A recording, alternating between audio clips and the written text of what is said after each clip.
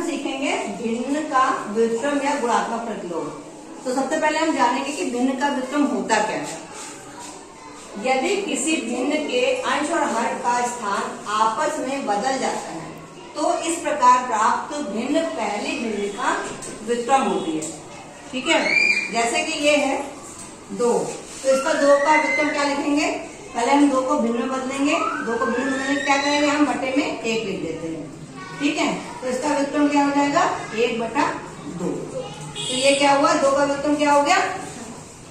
2 का व्युत्क्रम हो गया 1/2। इसी तरह से 3/4 का व्युत्क्रम क्या होगा? क्या होगा? 4/3। 4/3। ठीक है, 5 का व्युत्क्रम क्या होगा? तो 5 को हम पहले बटे 1 करके इसको पहले भिन्न बनाएंगे, उसका इसका व्युत्क्रम लिख देंगे 5/1/5। 5/1 का व्युत्क्रम हो जाएगा 1/5। इसी तरह से 4/8 का व्युत्क्रम क्या हो जाएगा? 8/4। ठीक है, उसके बाद एक कंडीशन और है कि यदि 2 भिन्न संख्याओं का गुणनफल 1 होता है, ठीक है, तो वे एक दूसरे की व्युत्क्रम या गुणात्मक प्रतिलोम होती हैं।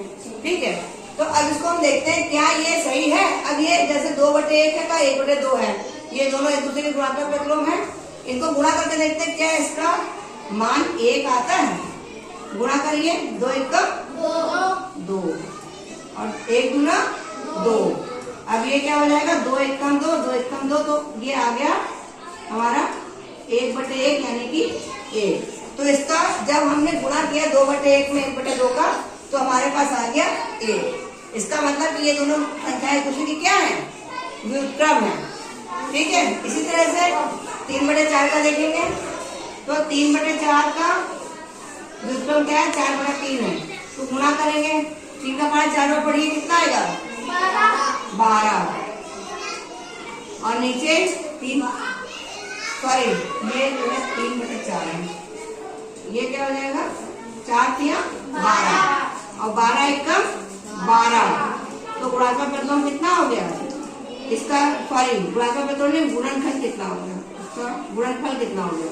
ये आ गया 1। ठीक है, इसी तरह से इसका 5 का व्युत्क्रम है 1/5। इसको गुणा करके देखते हैं। 5 का पढ़ना एक बार पढ़ेंगे क्या आएगा? 5। फिर 5 का पढ़ना एक बार 5 बराबर 5/5 को काट देंगे। 5 × 5, 5 × 5 बराबर आएगा 1/1 बराबर 1।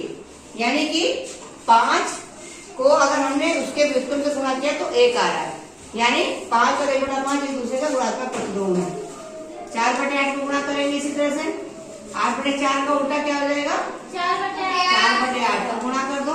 4 × 32, फिर 32 बराबर 32/32 को हमने काट दिया तो आ गया 1 और 1 और बराबर 1। यानी कि ये दोनों संख्याएं आपस में एक दूसरे की गुणात्मक प्रतिलोम या व्युत्क्रम है।